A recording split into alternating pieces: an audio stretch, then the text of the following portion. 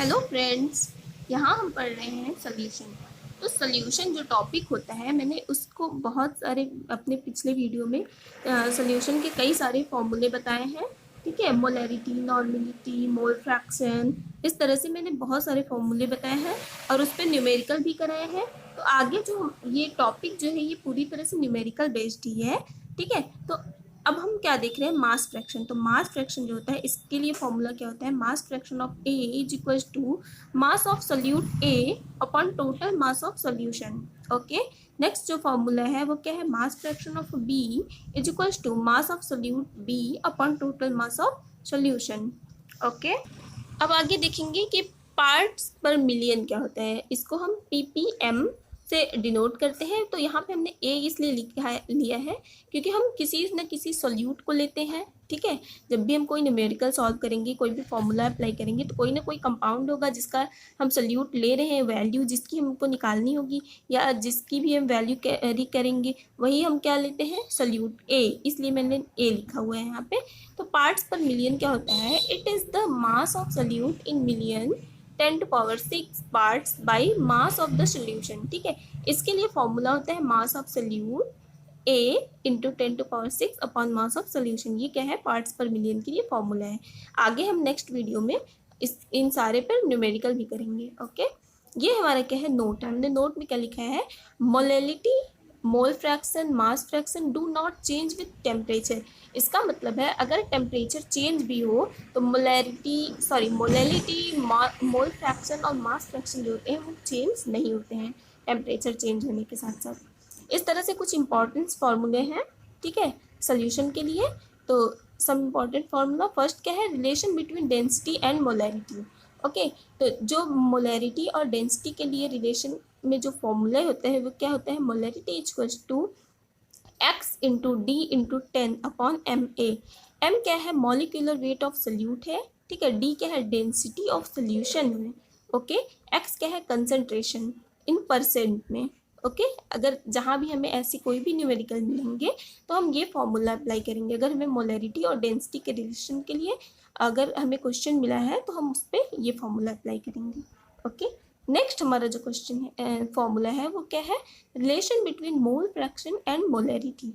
ठीक है, तो मोल फ्रैक्शन और मोलैरिटी के लिए जो फॉर्मूला होता है वो क्या होता है, molarity is equals to 1000 into d into x b upon x1m1 plus x2m2। तो यहाँ पर जो d होता है, d क्या है, डेंसिटी ऑफ सोल्यूशन है, x1 क्या है, मोल फ्रैक्शन ऑफ सॉल्वेंट है, और x2 क्या है, मोल फ्रैक्शन ऑफ सोल्यूट है। इसी तरह से m1 जो है मॉलिक्यूलर मास ऑफ सॉल्वेंट है और m2 क्या है, मॉलिक्यूलर मास ऑफ सोल्यूट होता है। ओके, और हमारा जो नेक्स्ट है वो मोलैलिटी के लिए फॉर्मूला है। ठीक है, तो मोलैलिटी के लिए जो फॉर्मूला होता है वो क्या होता है, molality is equal to 1000 x2 upon x1 m1। Okay, तो यहाँ पे x1 जो है वो क्या है, मोल फ्रैक्शन ऑफ सॉल्वेंट है। ओके, और x2 जो होता है मोल फ्रैक्शन ऑफ सोल्यूट होता है। ओके, और m1 क्या होता है, molecular mass of solvent. Okay, इसी तरह से हमारा एक और फॉर्मूला है, formula for mole fraction. Okay, mole fraction को हमने यहाँ x2 से डिनोट किया है। तो x2 इक्वल टू हमारा क्या फॉर्मूला है, small m upon small m plus 1000 upon m1। ये हमारा क्या है, मोल फ्रैक्शन के लिए फॉर्मूला है। जहाँ भी हमें इस तरह से, अगर हमें कोई क्वेश्चन मिले और वहाँ पे इस तरह से वैल्यू दी हो, ठीक है, मोल फ्रैक्शन निकालना हो, तो हम ये फॉर्मूला अप्लाई करेंगे। ओके, अब नेक्स्ट जो फॉर्मूला है, नॉर्मेलिटी। नॉर्मेलिटी हमने पहले पढ़ा है। तो normality is equals to n into molarity. तो n क्या होता है, n is equals to molecular mass upon equivalent mass. Okay, अगर हम n की वैल्यू यहाँ पुट करते हैं तो हमारी नॉर्मेलिटी इज इक्वल्स टू क्या हो जाएगा, molecular mass upon equivalent mass into molarity. Okay, अब हम नेक्स्ट एक क्वेश्चन देखेंगे। ये क्वेश्चन डेंसिटी और मोलैलिटी के लिए है। ठीक है, relation between density and molality में जो रिलेशन होता है वो क्या होता है, d is equals to m in bracket 1 upon small m plus m2 upon 1000। ठीक है, ये क्या होता है, डेंसिटी और मोलैलिटी के बीच का रिलेशन होता है। ठीक है, तो ये क्वेश्चन जो है, ये क्वेश्चन 2006 AIEEE में आया हुआ क्वेश्चन है। ठीक है, तो यहाँ पे हम क्या देख रहे हैं, डेंसिटी। डेंसिटी इक्वल टू कितना दिया हुआ है, हमारा जो क्वेश्चन है वो क्या है, density of a 2.05 molality solution of acetic acid in water is 1.02 gram per ml the molality of the solution. Okay, तो ये जो हमारा है ये क्या दिया हुआ, मोलैरिटी दिया हुआ है, ठीक है।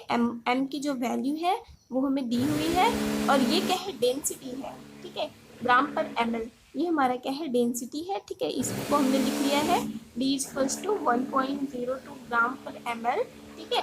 और ये हमारा क्या है, मोलैरिटी है 2.05 m, ठीक है। और molecular weight of acetic acid, ठीक है, एसिटिक एसिड का फॉर्मूला होता है CH3COOH, ठीक है। हमने अपने पिछले वीडियो में मॉलिक्यूलर वेट कैसे निकालते हैं किसी कंपाउंड का वो बताया है, ठीक है। तो इसका मॉलिक्यूलर वेट जो होता है वो 60 होता है।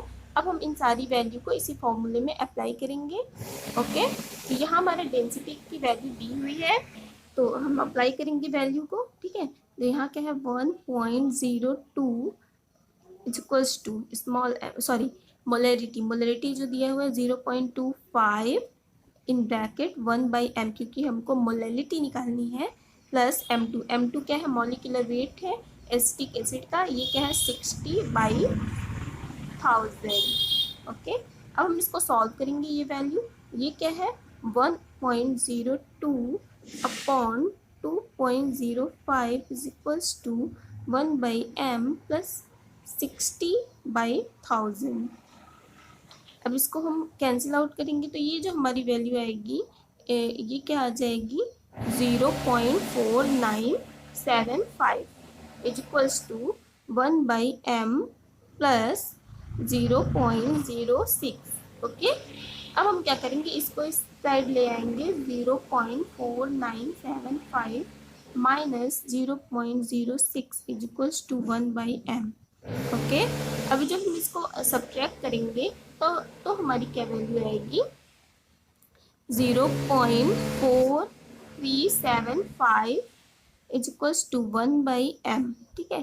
तो अब हमें मोलैरिटी निकालनी है हमें इस क्वेश्चन में, तो मोलैरिटी इज इक्वल्स टू 1/0.4375, ये हमारी वैल्यू है, ठीक है।